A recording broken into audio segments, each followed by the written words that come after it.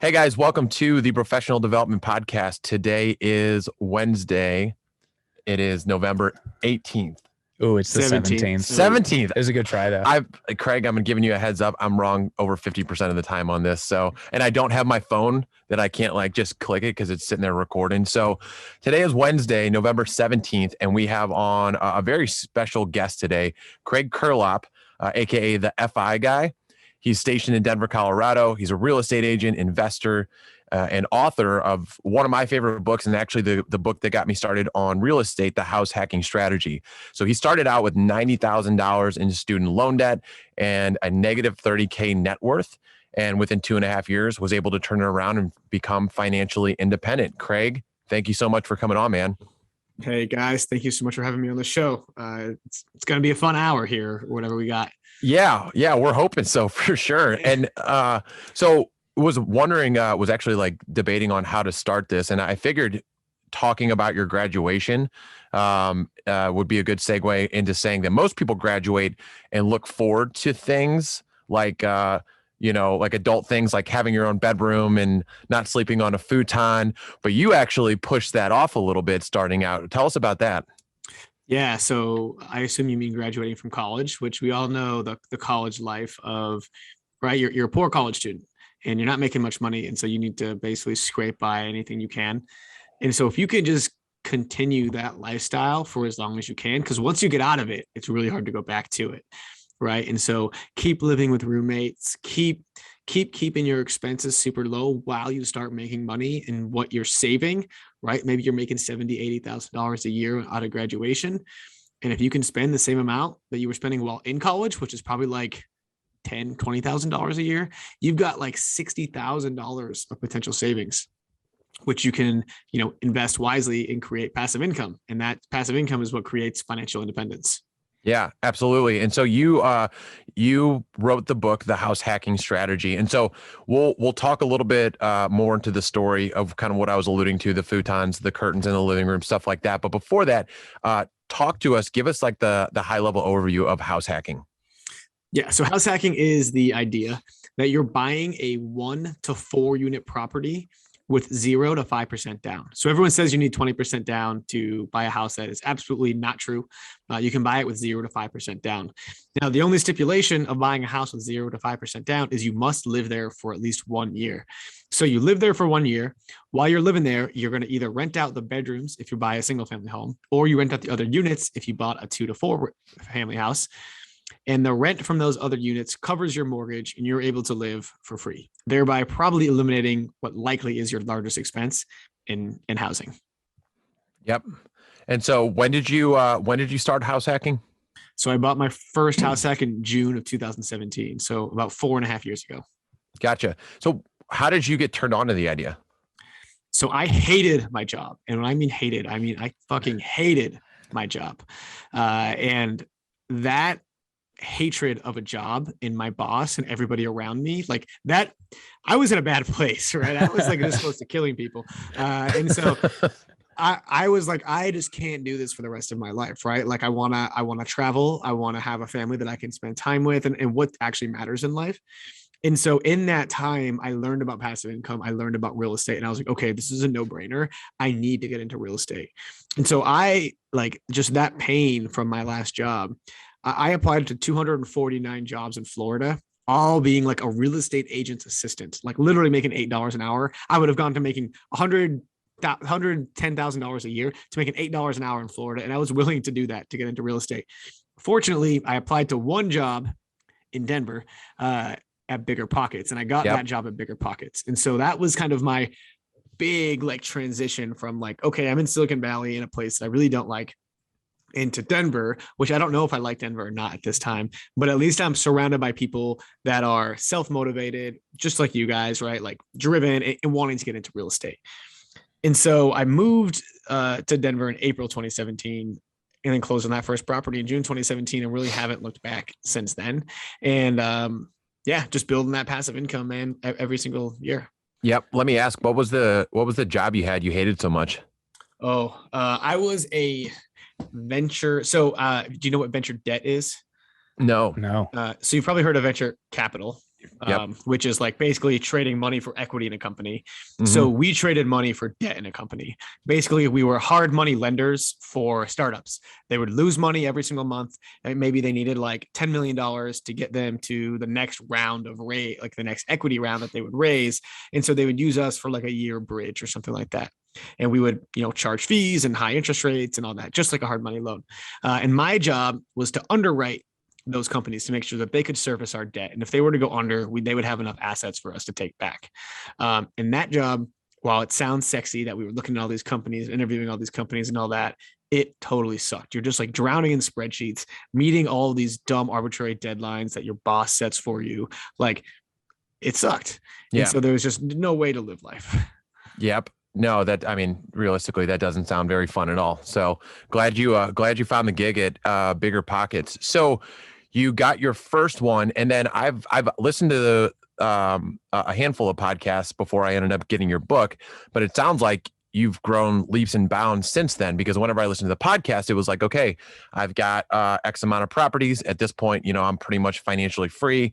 And then I know you wanted to take off a little bit of time to travel, and now taking a look and doing the due diligence before the podcast, it looks like you've got your own team now. That's right. Yeah. So I've grown a little bit since I've written the book, naturally. And you'll find that as you get into this journey, your growth will be exponential. So yeah, the first house hack, as you mentioned, I was like really grinding, right? Bought a duplex, lived in the bottom, rented out the top, but I still couldn't cash flow. So I ended up renting out my bedroom on Airbnb and living in the living room behind the curtain and the cardboard box. So that's what you were That's what you were alluding to for the curtain. And then, after that, I started buying single family homes where I would live in one bedroom, rent out the other rooms. And so after the third single family home, I was like, well, shoot, I got like $3,000 to $4,000 of passive income. I'm a single guy. I think I'm financially free. Mm-hmm. And so what I did was I actually took a $0 paycheck for about 3 months. I just put all the money into my 401k. And I figured, okay, at the end of 3 months, if my checking account is larger, I'm financially free. If not, I'm almost financially free, and I just maxed out my 401k. So kind of like a win-win situation at that point. And so after those 3 months, my checking account was larger, and I was like, damn, I think I'm financially free. So a month later, I graduated from my job at Bigger Pockets. And that's when I decided to go full-time, being a real estate agent, helping others achieve just what I've achieved. That's awesome, man. How many people do you have on your team now? We have like 20 or so agents on our team. Okay. Yeah.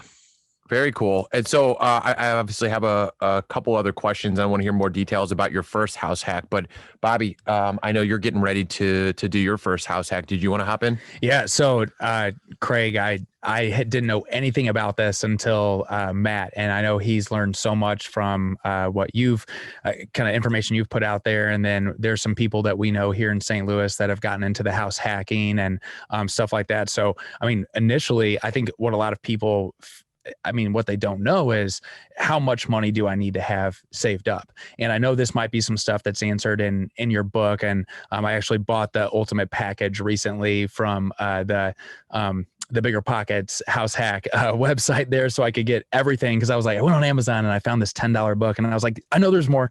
I was like, I got to go back to that website. So from a financial standpoint, I think a lot of people think I need this large amount of money. And that's always been my perception whenever it comes to looking at a place to buy. It's like you see these $350,000 duplexes and whatnot. So from a loan standpoint, what does someone need to have saved up in order to get their first unit?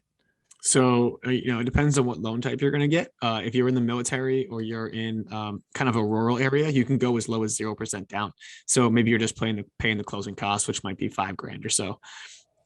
If you're more conventional, right, you can do 3 or 5% down. And so, if you're going to buy a $400,000 house and you do 3% down, that could be as little as $12,000 in down payment. You're going to have some closing costs. So maybe $5,000-6,000 in closing costs. So I would just estimate $20,000 you probably need to get into the house. And then obviously you don't want to buy a house and then have $0 in your bank account. And so, maybe another $10,000 or so in reserves. So I would say comfortably you want between $20,000 and $30,000. If your price point is that $400,000, $500,000 price point. Right. What was your first house hack there? if you don't mind us asking. Yeah, of course. No, that's why we're here. So I bought it for $385,000. It was that duplex. I bought it for 3.5% down. So after closing costs and all that stuff, I ended up coming to the closing table with about $17,000 down, and I probably had $20,000 left in my account. And so it was totally turnkey, totally ready to go. So I got that thing rented within a month before my first mortgage payment. So I was like offsetting my mortgage immediately. And then I got the Airbnb in very quickly. So it was kind of like a boom, boom thing. And I don't think I ever paid $1 on that mortgage to date. I don't think I paid $1 on that mortgage. That's badass. And I think so many people, like for me personally, it's like I always thought of myself as being someone that was just going to rent forever. I don't want the responsibility of being a homeowner or anything like that. But there's so few people, I feel like, that, I mean, there's so much information out there, right? And why aren't more people doing this? Yeah, that's a great question, man. I think a lot of people don't know about it. And so I think that's our job. And more people are learning about it, especially with like TikTok and Instagram and all of that kind of stuff where people are really getting educated. But then there's a second layer of people that don't want it, right? They don't want to do the work. They haven't felt that pain that I felt at a job that I absolutely detested, right? Like if your job is good, why do this, right? Why add extra work? Like why have to go home and deal with a leaking toilet, which doesn't really happen, but like, or go home with tenants fighting and figure out how to list your property and all that. Like if you don't have that pain, then you're not going to solve it, right? Like you're not going to fix it. And I think what a lot of people would think, and at least from my perspective, a lot of the reason that I didn't do it, I was like, dude, I'm not a fucking handy person, like at all. So I'm like, okay, well, what do I do here? Like, what happens if this goes out? Like, I don't know about foundations. I don't know about electrical. I don't know about any of that shit. And so there's obviously ways around that. But one of the things is having reserves. You can have a contractor, like so for my situation, right? It's like I bought a place that was completely flipped around, completely renovated. So not a lot of things happen. Like I said, I use your strategy where it's like I put away X amount extra per month per door, just to make, just for little shit that's going to pop up here and there. And I've got a handyman that does all that stuff. So owning a house does not mean, right. Owning a house does not mean that you have to, be this guy that can, build a house from scratch. Right. I mean, 100%. Like, do you think Warren Buffett knows how to make candy? No, but he owns C's Candy. Yeah. Right? Do you think he knows how to make ice cream? He owns Dairy Queen. You think he knows a thing or two? Like, unsure. Like he doesn't know. He doesn't get in the weeds, right? And so you, as a business owner, don't have to get in the weeds of like make a hammer and a nail. I mean, it can help you if you know, and you can fix it for quicker, sure, probably, and cheaper. But there's handyman out there for $20-$25 an hour that can fix most of your things. Absolutely. And so you are notoriously known for being incredibly frugal, to the point where it's like, do you have a car yet?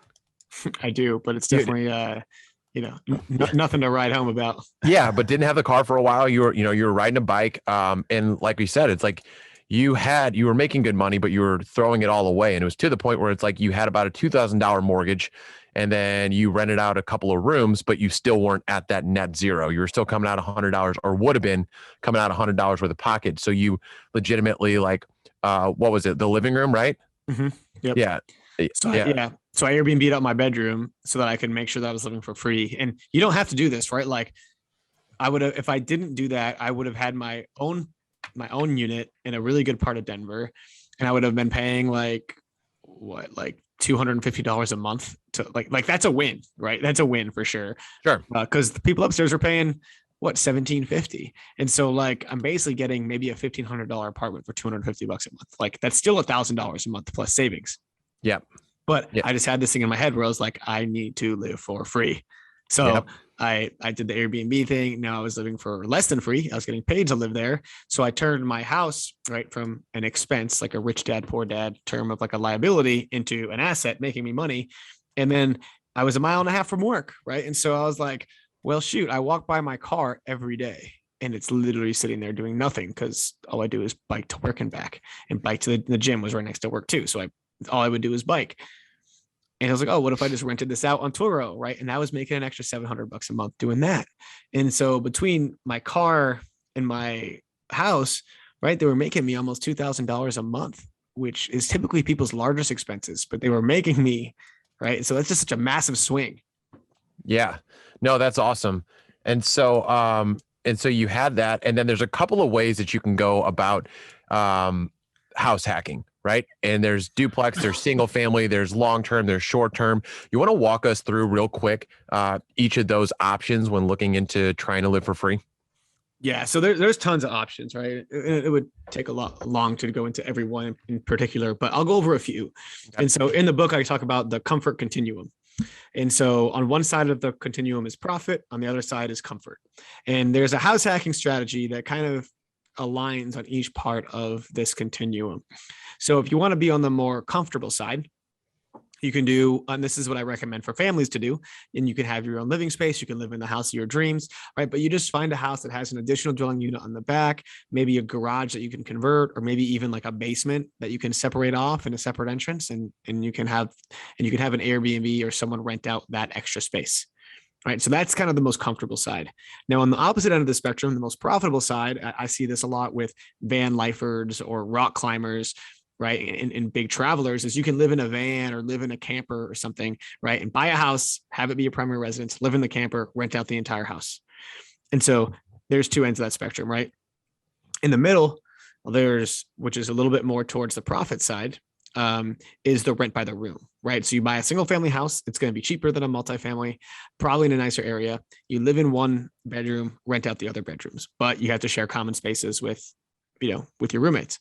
Mm-hmm. And then what's kind of a little bit in the middle, but more on the comfort side, is buying the 2 to 4 unit property, right? Live in one unit by yourself with your family, whatever, and rent out the other 2 or 3 units or whatever there is.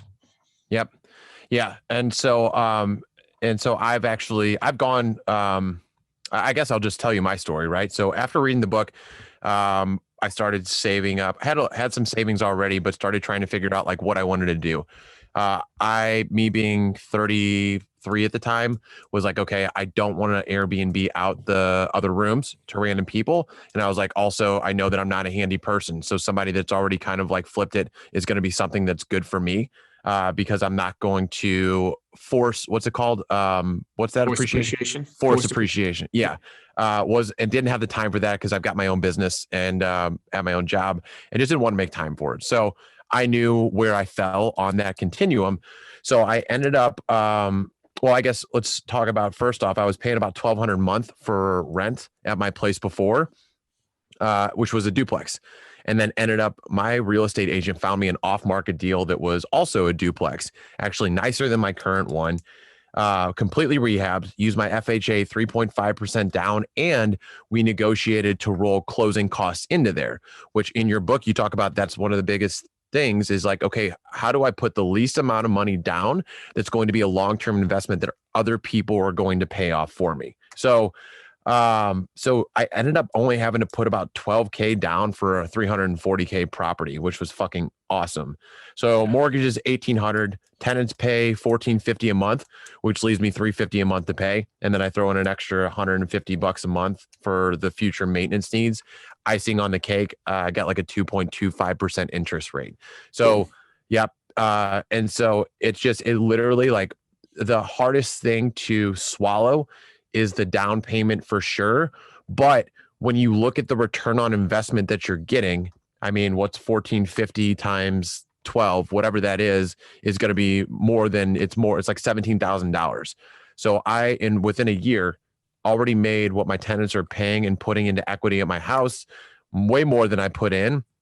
On top of that, all the tax benefits, the appreciation, the depreciation. I mean, this is stuff that you already know, but it's like, it's an absolute no-brainer once you actually wrap your head around how to do this. Like you said, owning it, but not necessarily using all of it.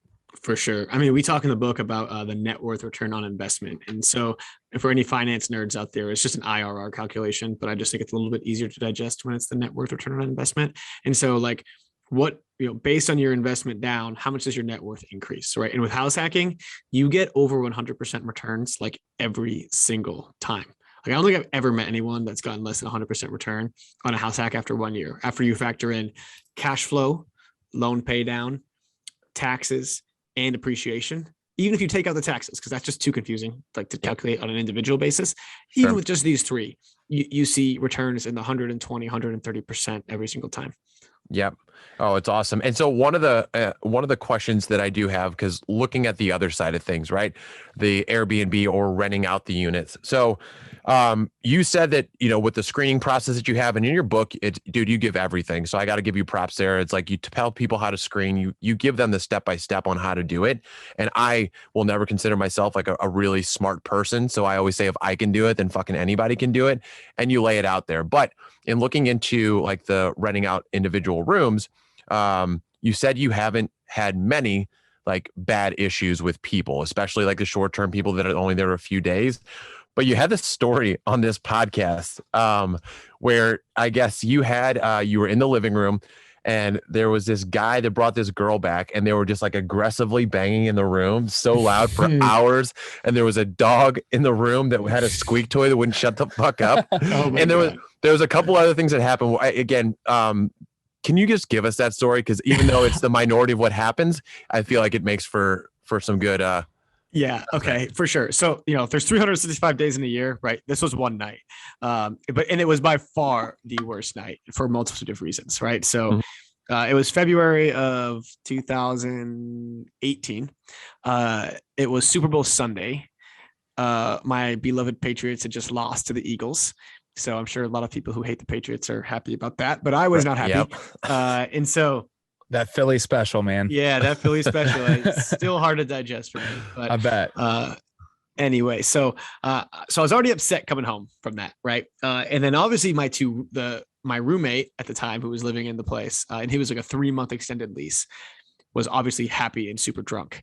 He brought his friend over who's like 6'8". He's like a massive dude. The ceilings are like 7 feet tall. So he was basically the size of the entire place.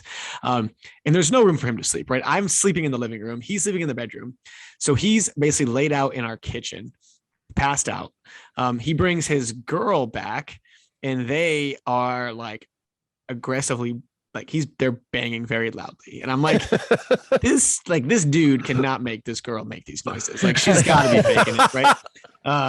And I'm like, honestly, to be frank, like I'm cool with some sex noises once in a while, like sure. Whatever, right? Like it doesn't even bother me. But ride that this loud, mustache. Yeah. Like, especially on a casting couch and stuff. But exactly. Yeah, but like that loud was like holy shit. And then they like went from the bedroom, left the light on in the bedroom, which obviously like made the light on the whole place show in, and then went to the shower and started banging in the shower. And while they were in the shower, the dog had this toy that like every time she moaned, the dog would respond with a squeak. So it was like moan, squeak, moan, squeak, moan, squeak. And I was like, this fucking thing. And I took the damn toy, I threw it out the back, and I threw it as far as I could out the back. I swear to God, Nick Foles or whoever fucking caught that shit probably. Yeah. And so I was pretty pissed. And that was a night of very little sleep for sure. And that's, I guess, one of the downsides, right? But that's one thing I'll say is that this guy was an Airbnb guest that stayed for 3 months, right? I was afraid that I wouldn't get people over the winter. So I was like, oh, this guy wants to stay from January to March. That's perfect. But he got too comfortable, right? Mm-hmm. The best thing about Airbnb guests is that when you go into someone else's home for 2-3 days and they're there, like you're going to make sure the friggin' bed is made. You're going to make sure the areas, like you're going to be very respectful of their place. But as you get more comfortable, that's when things start to slide. And he was just too comfortable. Yeah, for sure. Damn. That's hilarious though. Yeah. But good to hear it's part of the, not the majority of what's going to happen in there. So I have kind of a personal question. Just as related to like my real estate shit. So January is like, I'm on the hunt again, right? I want to do my next one. So for a while, I think the rules at some point in time where you could do a 5% down on a multifamily, but not anymore, right? Like you only on single family. So for whatever reason, I thought that was the case. So now I'm at this crossroads of, okay, for my next place, like what are my options here? So I can refi cash out on my current place, which unfortunately right now would take me from 2.25% to like 3.5 or something crazy like that, which would sacrifice about 7,400 annually in like equity that would be put in. If I purchase a duplex outright, obviously I'd have to put 15% down. And then, or I purchase a single family home at 5%. I've also said maybe I'll just throw some money away and fuck with Airbnb, like the rental arbitrage for a little bit. Obviously, there's a couple of ways that I can go. Just curious, like you're in my shoes, probably not going to rent out individual rooms. But another option I could go is buy the place, keep my current place, right? List the new place as my main residence and Airbnb that out, which has more opportunity to make money. What route would you go, or what advice would you give me? I would try to find a place that's a single family house that you can kind of divide off. I suspect you want your own living space. So I would try to find a single family house that you could separate the upstairs from the downstairs. If there's basements in St. Louis, I don't know.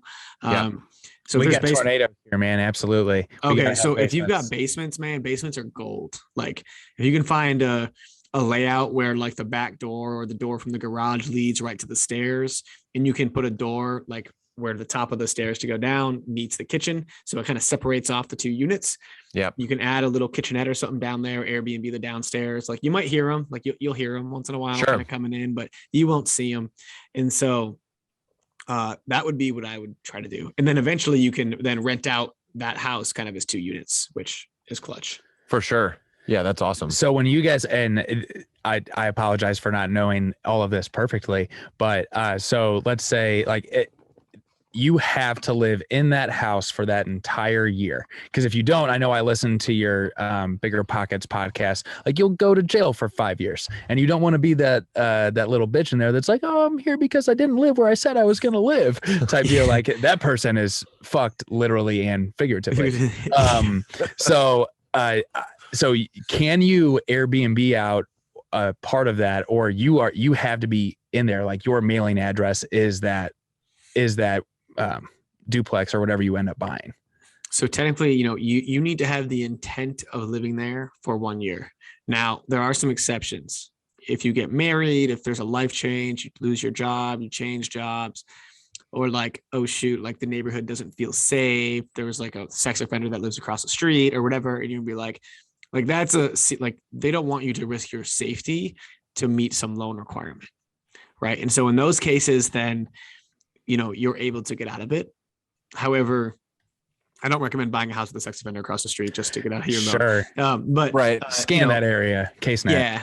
You will want to like live there for a year. Now you can live in part of it and rent out part of it. There's no issue there, but that will want to be your mailing address. You want to change all your credit card statements to have that address on it. And just kind of keep and make sure your insurance is like, your primary residence insurance, and just let your insurance know what you're doing. Like your insurance agent is not someone to lie to. So just tell them exactly what you're doing.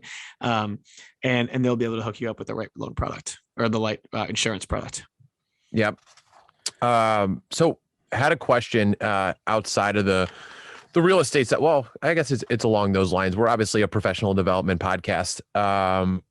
Where did you get your start into? Because on the website, on the Bigger Pockets, it says you've read hundreds of books, listened to thousands of podcasts. Where did you start like really getting into your own self-development journey? And let's just start with that. So the first self-help book I've ever read was Never Eat Alone by Keith something. It basically was just a networking book. And I was just like, oh, this is kind of interesting. Like I can read and then learn something from it. I started reading with intention probably back in 2016 when my friend gave me the 4-hour work week. And that's when I was like, okay, passive income greater than expenses. That's financial independence. Got it. Start thinking about your income and your expenses on a monthly basis versus an annual basis, because monthly is way easier to digest. And so that's kind of like where my reading came from. And then once I got Tim Ferriss's book, I was like, I got to read a lot of these books. And so then I just went down the rabbit hole of reading. Like if there's a book that I've heard of that I hear like more than once, I'm 100% reading it. Like, Yeah. So, dude, that Tim Ferriss book is so fucking money. I know Bobby's on that right now. Yep. It was like one of my OG self-development books. I literally, when I had a corporate job, I used his script exactly in order to negotiate myself like a work from home thing and start building passive income on the side in order to like jump my business off. And it's awesome. That's awesome. Minimal effective dose, Pareto principle, all that shit is right up my alley. Love it. You know, it's actually funny. I read Never Split the Difference, which is a negotiation book, and I went to my boss, and that year I did the most production out of any analyst, like over $100 million worth of deals, and you know, they said that your bonus can be up to 50% of your salary. And last year I got the full 50%, but this year I only got like 25 or 30%. So I went to the CIO, and this is like a multi-billion-dollar company, by the way. I went to like the second guy in charge, not the CEO, but like the CIO. Yeah. And I went to him and I said, how am I supposed to accept this? And he was like, what the fuck do you mean? You can quit. Right. That was his response. No shit. Yeah. Yeah. And I was like, okay. So I like what? So go back to the seat. I went back to the seat, and, you know, 2 weeks later I put in my notice. But I thought that was like, it's just a funny story. And I think I was like a little too confident maybe in that book, but yeah, no, but still, that's still fucking hilarious. So for that, is it just like once you hit like a certain threshold for your book of business or like your analysis that they just set the bar there? So it's harder to bonus like that? It's arbitrary. That's the thing. It's like, you know, your managers come together and decide whether you should have X% of your salary as a bonus. And so there's no metric. Like I did the most deals that year. If there were metrics, I would have 100% got 50%. But because like, I don't know, I think I had some pushback, or I was like, I don't think this makes any sense. Like, why should we do this? And like, I know I didn't do exactly what the teacher said. You know, they pushed back on me, and you know, it probably was a $10,000 or $15,000 pay cut that I got that year. So. Yeah. So I just, one of the things that added to why you wanted to be financially free, so you don't have to fucking answer to somebody like that, right? Yeah. I mean, just like the story in Rich Dad, Poor Dad, where he's sitting in the office waiting for an hour, and your time is, you know, trying to ask for a raise from the boss or whatever. Like, no, like put that in your own hands, right? Go hustle and make some more and add some value to someone's life, and you'll get paid more. Right. So, yep. So off of that, right, your time is valuable. You're obviously trying to become financially free. Would you say you're more motivated by money or motivated by freedom and time? Oh, I mean, freedom, and I should just say money to be funny, but oh yeah, I mean, yeah, yeah, money, of course. Yeah. No, I think, I mean, obviously it's time and freedom, right? I think that's probably what everyone is motivated by, because you wouldn't be a good person if you were just motivated by money. But that time and money allows for a lot of things. Like, I think once the money situation is handled, you know, it's unfortunate, but then you can start buying like organic, great foods, grass-fed, grass-finished beef. Like, that's more expensive, but it's a lot healthier for you.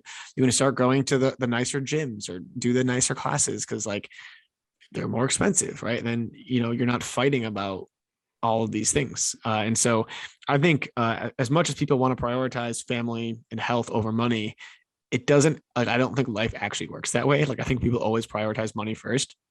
And so, yeah, I think once that money situation is set, you can have great relationships with your spouse and your kids and all that. You can have great health. And then from there, you're living a pretty darn good life. Oh yeah. So much of that too is what people are actually, I gotta plug that in. Okay. What people are actually doing with their money as well, because you have, you have so many people nowadays doing that, how much you make, how much you spend dance in terms of living paycheck to paycheck. And I mean, I actually work in the insurance world currently. And like I said, I'm looking to save some money to get into this, but you have so many people that are just not willing to set aside money for something like this. And I read The Compound Effect by Darren Hardy, I think I think I got that right. And I started putting away, because with my bank account, I'm able to put away money on a weekly basis. So I just did, it was $70 a week, right? That $10 per day type deal. And like, this would have been probably about 8-9 months ago. And I've seen that grown to about 2,500, which like at one point, like, I mean, I'm 32 now, dang it. I just turned 32. Happy birthday. Thanks.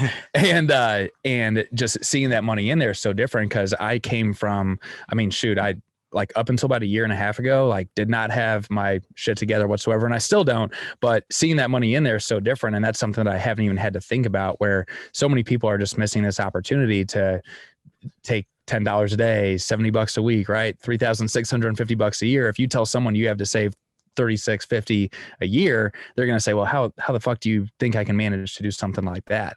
So I think that's where like this has really led me into knowing like, all right, I can set aside this much money to get that first FHA loan. I don't know. That's just where my brain goes. And I don't know. I don't know if that was the same way for you on that, or like how I guess you had some pretty fat bonuses and maybe you were always good at saving some money, but I think that's where a lot of people are falling short right now. Yeah, no, for sure. I mean, I have always been a saver, for sure. And so any extra that I would ever make, I would just save it. I knew I was kind of buying back my freedom, where I would buy. I just knew there was something that I should be saving for, and I didn't even know what it was. I would just knew like having money was a good thing, better than not having it. And so, but yeah, dude, I love like if you do have an issue, Digit is a really good app. I don't know if you guys have heard of that, but No, have not. yeah. So Digit, I used to use this. Basically, it monitors the balance in your checking account, and it automatically every day it takes a certain amount from your account and puts it into your Digit account, which is just kind of like a savings account, basically. And then before you know it, you're like, holy shit, I got like $5,000 in here. Oh, I'm gonna put this into my investments, right? And so it automatically does that for you. And it's a really good app. Then I also at one point used Betterment, and so they would automatically pull from my account like every month or maybe every other week or so. And so I would do like, all right, $500 every other week, just like pull out. And it would be automatic. I wouldn't have to think about it. It would just leave my account. And then I'd be like, oh shoot, I'm $500 poor. But then 2 days later, I kind of forgot about it. Pull out game is strong as fuck on that app. What's that? The pull out game is super strong on that app. Oh yeah. Pull out game is very strong. Yeah. Okay. Pull and pray. Right? Nice. Yeah.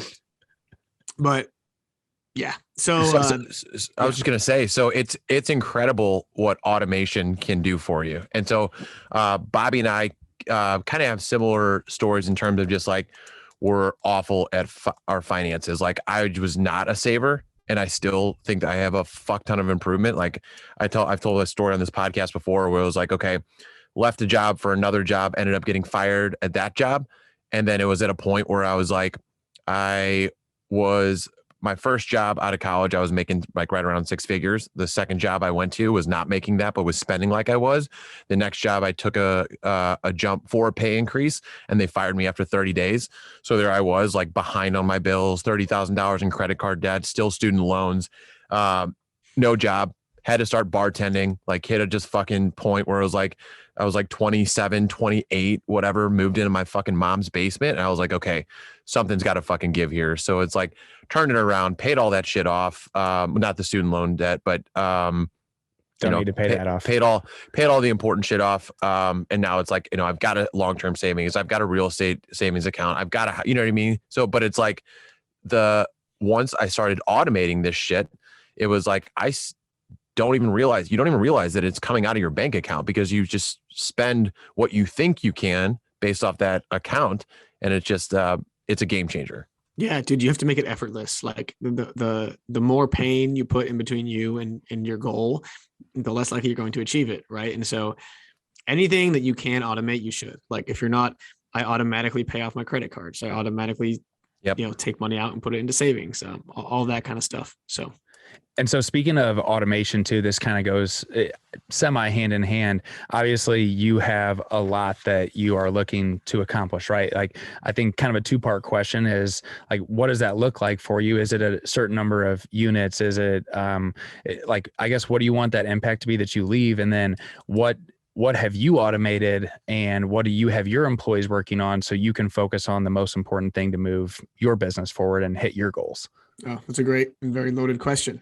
So in terms of the first question where it's like, what am I working towards? The goalpost keeps moving, right? It's like, first it was like $3,000 of passive income. Then it was $5,000 of passive income. Then it was $10,000 of passive income. And it's like, you get there and you're like, well, 20,000 sounds nice, right? Like, I'm not ready to stop yet. Like you need to have that like fulfillment, and it becomes more of a game that you're not really like, I don't think I'm competing with anybody. I'm just competing with myself, right? It's like, I'm still young. I still got the fire. I still want to make an impact. I still want to help people. And, like these extra luxuries sound nice, right? Like, now we buy like really healthy foods, and we go to a nice gym, and we're buying a really nice house, and like these things that I don't want to ever have to worry about money. And so that's why we just kind of keep growing our investments and our passive income. Um, and the one thing that I think I'm good at, and I'm trying to get better at, is that who, not how approach, where almost if I find myself doing anything that's not content, I try to hire it out. Right. And so even, for like one example, most recently is, we're making a new website for the podcast that we host. It's like, I could make that website, but it would suck. So I'd rather pay someone a couple grand to make the website. It'd be better. It'll be quicker. And I can continue to make content instead of making a website. We're making like a house hacking starter kit. And so once that, and so I wrote all the content, but I'm not a word person, even though I wrote a book. Right. But I like someone else can like write that better than I can. So I send it to them. They make it right and sound good. And I send it to someone else to design it. I could do all that myself, but right. Like the best use of my time is hanging out with you guys on podcasts, right? Fuck yeah. Coming on doing TikToks and, thinking of ideas to like just build the brand. Yeah. And that's all I want to be doing. So I'm doing that. And I have meetings with my team to make sure the systems are in place and all that. And I've got meetings with potential agents that maybe want to come on, clients if they want to talk to me, but kind of rare. And then just, stuff like this. So, yeah. So while we're on that subject, it seems like you had definitely found your niche. Not only like your specialty is real estate and personal finance, right? But you found a niche using content to promote that stuff. So it's Instagram, TikTok. So for our listeners that are new to you, new to house hacking, how do we find you? Yeah, so I'm at the Fi Guy on Instagram and TikTok, and then our podcast, we're changing the name, so it's either Invest to Fi, like Invest to Fi, or the Fi Team Podcast. You should be able to search both and find us. Yep, very cool. So a couple more questions because I know we're probably running close to time. Is speaking of personal development, all the books you've read, your specialty, like we said, is finance and real estate. So if you were going to pick one book for somebody to start their journey in each area, what would it be? What in real estate and what in finance would you give them? Okay, that's good. So real estate, I would say the house hacking strategy, but maybe I can't pick my own book. So I would say Brandon's The Rental Property Investing book. That was the first one that I read, and it just outlines kind of the different ways to invest in real estate. So I think that's a great one to start with. It's called The Rental Property Investment. The book on rental property investing. The book on rental property investing. Got it. Okay. And then personal finance book. I really like The 4-Hour Work Week and The Miracle Morning are probably like my two favorites that in the one thing like that I think everyone should read, but those really aren't personal finance. Maybe Set for Life by Scott Trench or the Simple Path to Wealth by J.L. Collins are both really good books. Okay. I feel like I need to go back and read, you referenced it a couple of times, Rich Dad, Poor Dad. I feel like I need to go back and read that one again. I hear that's pretty good in terms of like mindset, also like applicable steps on how to get your shit together. You should read that. Everyone should read that book like once a year. Like just get a refresher on it because the stuff in that book is just so valuable and it's so damn simple. But like sometimes you're just so caught in the day to day, you kind of forget the big picture of like what got you into this in the first place, and kind of the overarching concepts of financial independence. Yeah, absolutely. Bobby, before we get into the OnlyFans inquiry, did you have any other questions? Yeah, I had one. I was just curious because we see all these different, we've interviewed a lot of amazing people on here and you're clearly early on in I hate to say early on, you've accomplished a lot in just the last, you said 4.5 years. Right. Yep. And there's so much left to build toward. And you're super young, considerably younger than us. And as far as like your daily routine, I'm just curious what that looks like for you, because I know we have, there's so much that we want to accomplish personally and professionally, not just like a nice physique. And we want to be able to eat healthy. And then we want to be able to get our most important shit done first. Right. So I was just curious, like what a typical day looks like for you. And because obviously you have so much working in the background and you get to focus solely on content. Just curious, like, what does your day look like? Oh, love that question. So it all starts out with the Miracle Morning. So I wake up at like 4:30 or 5 a.m. every day. Every weekday. I give myself time to sleep in on the weekends. So 4:30 to 5 a.m. every weekday. I do my meditations, my affirmations, my visualizations. I read, I write, I do some stretching and some yoga, and then I hop out to the gym. I do probably about an hour and a half workout. come back, shower, and then I kind of sit down. I've got about 3 hours before lunch where I'm all doing content, whether it's TikTok, whether it's writing, whether it's creating a starter guide, whatever. Like it's content that only I can do. I have about a half hour to an hour lunch with my fiance. And then after lunch, meetings start. So that's when I meet with like my chief of staff almost every day. I meet with the team occasionally, meet with our lead agent who manages most of our team, meet with, prospective agents that want to join the team, meet with prospective agents that maybe wants to join EXP. I hop on podcasts, and then it's just people, at my afternoons. I try to end the day by, 5 or 6 p.m. Mountain Time. And then, we have some dinner and relax before we do it all over again. Nice, man. I think so many people are looking for something like that. And any entrepreneurs that I've come across, and myself included, initially want to have your hand in everything. And you're like, oh man, I got to do this. I got to do that. And it's not until like I recently just 2 Mondays ago, just hired an admin for myself that has already changed my life considerably. And I'm already thinking like, all right, like who else can I hire? Right. And how can I get enough? I mean, now I'm just working on having enough money to where I can get that first house hack started. And then from there, it's like, okay, well, shit, I can hire someone else to do that. And next thing you know, you're building out an empire. So knowing that that's possible at such a young age, and really no matter what age you are. Right. Props to you on that. I think, the more people can build structure to their day, the easier life becomes. So yeah, props to you, man. That's badass. And dude, having an assistant is the best thing in the world because you tell them you do not book me a meeting before 2 p.m. or 1:30 p.m. and they won't. But if someone asks you, your buddy asks you, oh, hey, like you mind meeting at 11 a.m.? Like, I don't have to say no, right? My assistant says no. And there's no like decision being made in your head. Like they've done that so many times for me where I'm like, oh, thank God I have them. Like, they're worth their weight in gold. Yeah. And I told her it was funny. Cause I wanted to get some morning workouts in and I haven't been able to in so long because I use Calendly and I automatically calendar so much of my stuff right from there. And I just automatically have it set up to 9 to 5. People can book a time with me. So next thing I know, I'm like, well, shit, I have to get to the gym at 6:30 if I want to be done by 8:30. And then if I bring all my stuff with me, then I can shower and leave. And instead I was just like, Kylie, I need you to make sure that I don't have any appointments before 11 on Tuesdays and Thursdays so I can make sure I can prioritize that. And she asked me the other day, she's like, I know that you don't eat much, because you just nonstop with meetings. She's like, I need to know 5 places that you like to eat, what you exactly like to eat, and give me your card.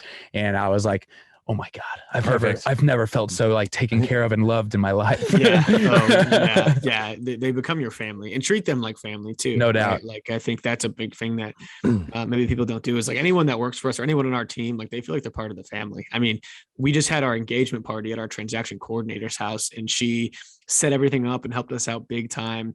And like, she felt so honored to be part of that. Right. And, we felt honored that she would allow us to have her house, right? And so we just love on everybody, and I think it creates a good culture and a fun place to work. For sure. Congrats on the engagement. Thank you. Yeah. So this is at the end of this it's called the OnlyFans inquiry. So we call our fans the OnlyFans because when we started out, we had an Instagram page with like 7 followers on it. Now we're up to 1,000. No big deal. But you gotta pay to get the good stuff or what? Yeah, exactly. We just hashtagged OnlyFans and all of a sudden we got a bunch of bot accounts following us. About a bunch of bots like commenting on our shit, which were like, hey, it's engagement. Fuck it. We might as well stick to it, right? But we've got 2.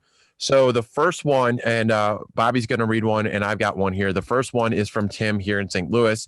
And he says, Craig, if you're renting out to tenants, is there a way to screen tenants to where only hot girls with high credit scores come through? If not, should we make an app?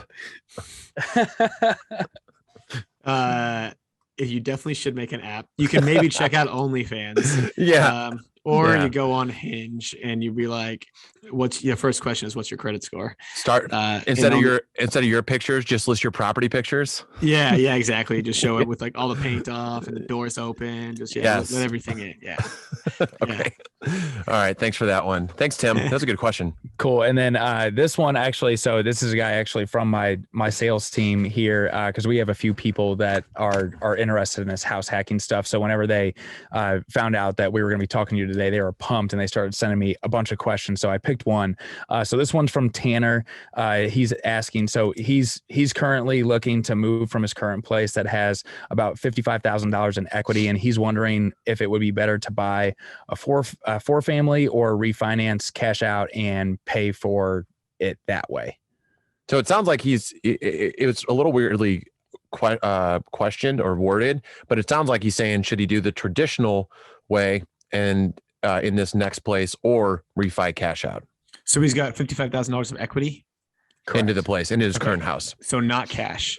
Does he have cash? I don't think outside of that, I think it's what's in his checking account from his insurance sales. Okay. So I'd say if you can have cash and you can just buy the next place with a low percent down that way and you can save, I recommend doing it that way. If you want to use that equity, I recommend maybe trying to get a HELOC over refinancing. I'm not sure when he closed, but I suspect interest rates might be a little higher now than they were whenever he purchased, if it was in like the last year. And so if refinancing doesn't really like reduce the monthly payment, or you have to like, oftentimes when you refinance, if you don't have at least 20 or 25% equity, you have to live there for another year. So, I think the HELOC might be the best approach if he has that equity. What is what is a HELOC for people that don't know? Yeah, so HELOC is a home equity line of credit.